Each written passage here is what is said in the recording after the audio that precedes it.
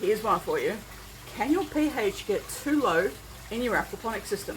A lot of people say that if you've got ammonia in your system, let your pH get low. And sometimes we have high water pH. Find the right words there. Our source water could be high. But what happens if it's too low? Is it going to make a difference?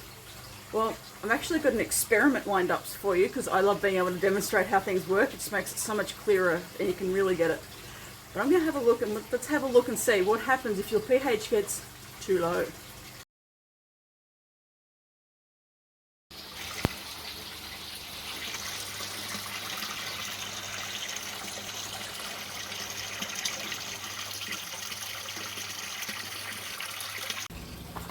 Don't forget to hit that subscribe button. I'm putting videos up every couple of days, so make sure that you hit subscribe so you can get all of them. G'day. Alrighty, guess what? We're about to do an experiment. I love doing experiments. But this one is all about water quality, and specifically our pH. I watch a lot of the groups, I'm in a lot of the groups, and I hear people, especially at different aquarium groups, saying, I never test the water quality. It's fine. You should be able to see how everything's at by how your fish are reacting. Well, yeah, this is true to a point. Now, within the nitrification process, so when we've got bacteria present and the bacteria convert the ammonia, which is from the fish waste, into nitrite and into nitrate, right? And it's the nitrate that the plants use as their fertilizer. They filter the water, nice clean water back for the fish. This is the concept of the ecosystem, which is awesome. I love this. But here's the thing, that nitrification process causes our pH to drop. So you've got whatever your source water pH is at, and I do suggest you check what your source water pH is. With the nitrification process, it will naturally drop. It's just going to keep dropping.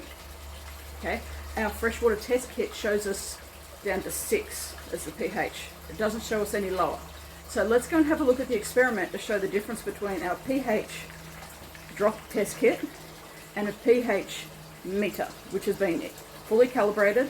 Check the videos, check the playlist, because I show you how to calibrate and I show you how to monitor and manage your pH. But this is a really important video because a lot of people don't realize that just because it says 6, it might not actually be 6.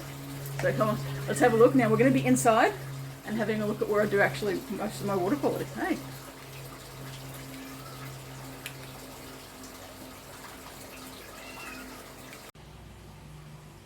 Rightio, so we've got our freshwater test kit that we normally use, and we've got the pH, which is just the normal range, not the high range. We've got our test water. We've got some vinegar, just some white vinegar that I'm using to drop the pH. It's not ideal that you'll use that in your aquaponics system, but I'm just wanting to demonstrate what happens with the difference between a pH meter and our pH test kits. So let's just test it with the meter. And it says, hopefully you can read that, 6.9, which is awesome. Now, we're always wanting to make sure we rinse out our test tube with whatever our water sample is. So that's going into the sink beside me, and now I do find using syringes a lot easier to make sure that we get the mark right. Years of practice gets me doing that fairly easily. Good shake. Okay, 3 drops. 1, 2, 3. Which I realise you probably didn't see because my hand is on the wrong side of the camera.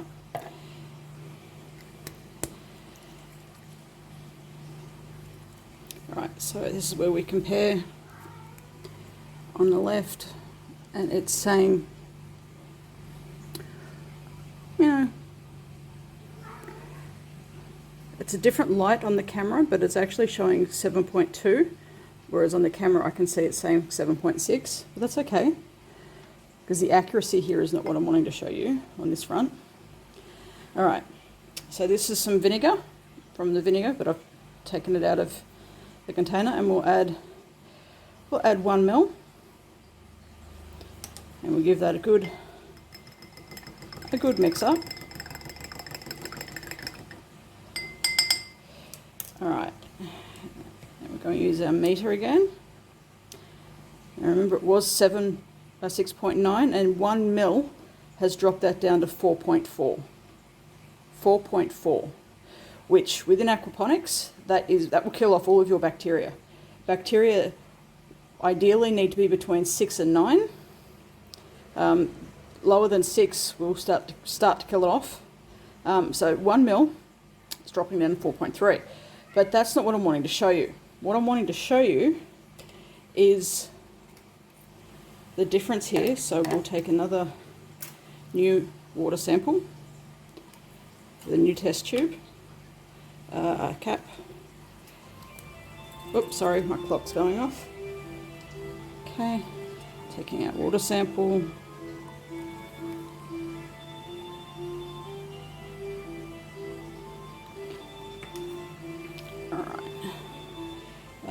pH, losing track of where everything is. Okay, 1, 2, 3. So we've just seen that the pH on my meter said, what did it say?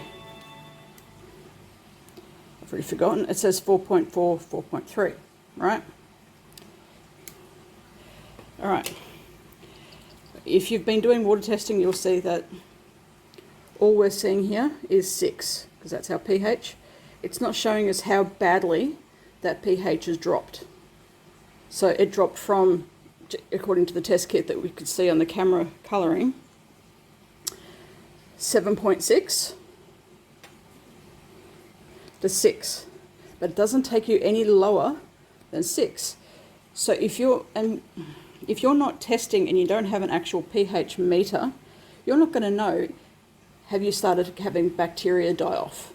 Bacteria die off, a bit of controversy as to what point, but they do agree that under 6 is not a good idea, and 5, anything lower than 5, 5.5 I think it is believed, different research, that will cause bacteria to die off. But here's the thing, our master test water kit, all of them actually, only take us to the pH of 6. Now, we could be having that lower than 6 and causing major problems for in our aquariums or our aquaponic system. We wouldn't know. We wouldn't know that the bacteria started to die off because we're testing and going, oh yeah, it's about 6, it's about 6. But in reality, because the nitrification process continuously happens and it reduces the pH as it goes, we could actually be having 4.4 or 5 or 5.5 and having bacteria starting to die off, but not know. So that's going to be causing a problem. We really need to understand and know if we're seeing that our pH is at 6, we have to believe that it could be a lot lower than that, and we need to get it up to at least the 6.2, 6.4 points so we can actually be testing it and monitoring it accurately to make sure we still have bacteria within our system. No bacteria in the system, or if it's starting to die off, you're going to have constant water quality issues. It's just a little experiment to show you that, small amount of vinegar, and it's only a small glass, and I get that, but it's just the biggest point I'm wanting to show you is that people say, oh yeah, it's at 6 and I've never tested my water quality. Well, this is a problem because this is going to continue to drop with the nitrification process. It's always going to be the case. So we need to keep an eye on it, we need to check it, and we need to ideally keep it above 6 so we know what's happening. Wow, wasn't that cool, showing you how the pH dropped so suddenly? And look, it was a glass of water and I put a lot of vinegar in, but I really wanted to show you that our API test kit, and none of the test kits for aquariums or aquaponics or aquaculture, none of them show when the pH goes lower than 6. So it's really important to understand that if that happens, if you get 6, then you need to get your pH higher. And a lot of people say, oh, if you've got ammonia, make sure you've got low pH. Okay, and this is a common thing that I see within the groups. This is a problem. If it gets too low, doesn't matter what your ammonia level is, your pH is going to start killing off your bacteria, which is going to increase your ammonia. Having one of these pH testers, I forgot what it was called then, pH testers, is a really good idea. And yes, you do need to calibrate it. You don't need to do it every week though, and it's very easy to calibrate, but this is what will make sure that your bacteria is actually healthy. Without healthy bacteria, you're going to end up with ammonia, and it doesn't matter how low you, it's one of those things that's just not going to fix itself. Okay, so there's a couple of points out of here. Do check your pH. It will naturally drop, even if you go, oh, but my source water was 8.2, and which we can't help when it's like that, but it's not going to be good for your aquaponics system. But it will drop over time, and it will continue to drop and continue to drop, and then it'll go below what our API test kits tell us, and that can then start causing your bacteria to die off, or to cause problems. Your plants won't like it, and your fish sure as hell won't like it. I can't go into what the pH for fish is, because every fish species is a bit different with their pH. But lower than 6 is not a good thing. Most of them don't like lower than 6 anyway. So yeah, that's the thing. This is an ideal pH tester. I can't think of the word, oh my god, pH tester.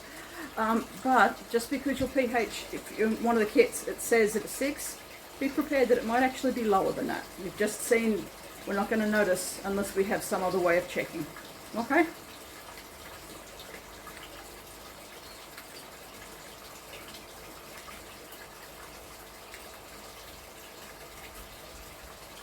Sorry to interrupt. Look, to really boost your aquaponics learning, jump on over to my website for some free online training, and it's really structured and it's going to help you get a really good grasp of how this works, rather than trying to pick it bits and pieces everywhere. Let's get the foundations happening, okay? So some free online training at www.theaquaponicslady.com. Jump on over and get your free training.